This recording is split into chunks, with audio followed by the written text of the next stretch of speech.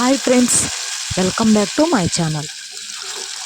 ఈరోజు తోటకూర పప్పు చేసుకుందాం. తోటకూర పప్పు ఎలా చేసుకోవాలో ఈ వీడియోని స్కిప్ చేయకుండా చివరి వరకు చూడండి ఫ్రెండ్స్. నచ్చితే లైక్ చేసి సబ్స్క్రైబ్ చేసుకోండి ఫ్రెండ్స్.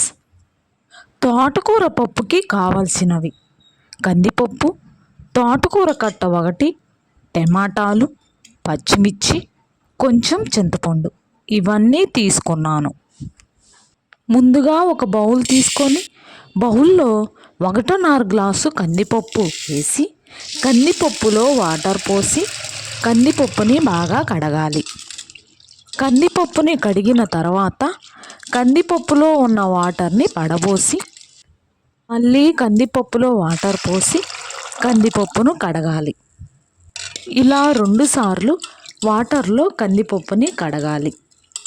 కందిపప్పుని 2 సార్లు కడిగిన తర్వాత కందిపప్పులో మంచినీళ్ళు పోసి పైన మూత పెట్టి కొంచెం సేపు నాననివ్వాలి. కందిపప్పు నానటం వలన పప్పు తొందరగా ఉడికిద్దన్నమాట.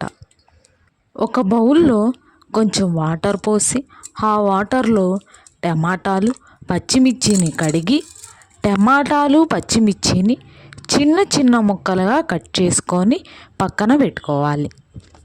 తర్వాత గ్యాస్ వెలిగించి గ్యాస్ పైన కందిపప్పును పెట్టి ముందుగా కట్ చేసిన టమాటా ముక్కలు, పచ్చిమిర్చి ముక్కలు వేసి పైన మూత పెట్టి ఉడికించుకోవాలి. తోటకూరను ఇలా చిన్న చిన్న ముక్కలుగా కాడలతో సహా కట్ చేసుకొని ఒక బకెట్లో వాటర్ తీసుకొని ఆ వాటర్లో తోటకూరను మొత్తం వేసి వాటర్లో తోటకూరను శుభ్రంగా కడగాలి. మళ్ళీ అదే బకెట్లో వాటర్ తీసుకొని ఆ వాటర్లో తోటకూరను మొత్తం వేసి తోటకూరను శుభ్రంగా కడగాలి. ఇలా 2 సార్లు తోటకూరను వాటర్లో శుభ్రంగా కడుక్కోవాలి. ముందుగా గ్యాస్ పైన పెట్టిన కందిపప్పు ఉడికిన తర్వాత శుభ్రంగా కడిగిన తోటకూరను మొత్తం పప్పులో వేసి అలాగే కొంచెం చింతపండును వేసి మొత్తం కలిసేలా కలుపుకోవాలి. అలాగే కొంచెం వాటర్ పోసి తోటకూరను ఉడికించుకోవాలి. తోటకూర ఉడికిన తర్వాత రుచికి సరిపడా ఉప్పు, 2 స్పూన్ల కారం, కొంచెం పసుపు వేసి కొంచెం వాటర్ పోసుకొని 2 నిమిషాలు పప్పు పొంగేదాకా ఉంచాలి. ఇలా పప్పులో కారం, ఉప్పు, పసుపు వేసుకొని 2 నిమిషాలు పప్పు పొంగేదాకా ఉంచాలి. తోటకూర పప్పు పొంగిన తర్వాత కిందికి దించి పప్పులో ఉన్న వాటర్ని ఒక గిన్నెలో ఉంచుకొని పప్పుని మెత్తగా పప్పు గూతితో మెదిగేలా తిప్పుకొని పప్పు మెదిగిన తర్వాత ఉంచుకున్న వాటర్ని పప్పులో పోసుకొని మొత్తం కలిసేలా కలుపుకోవాలి.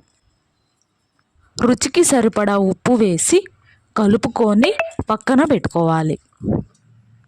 తర్వాత గ్యాస్ వెలిగించి గ్యాస్ పైన గిన్నె పెట్టి నూనె వేసి నూనె వేడి అయిన తర్వాత ఉల్లిపాయ ముక్కలు, తాలింపు గింజలు, జీలకర్ర, కరివేపాకు ఇవన్నీ వేసి ఉల్లిపాయలు ఎర్రగా వచ్చిన తర్వాత తోటకూర పప్పుని మొత్తం వేసి కలుపుకోవాలి.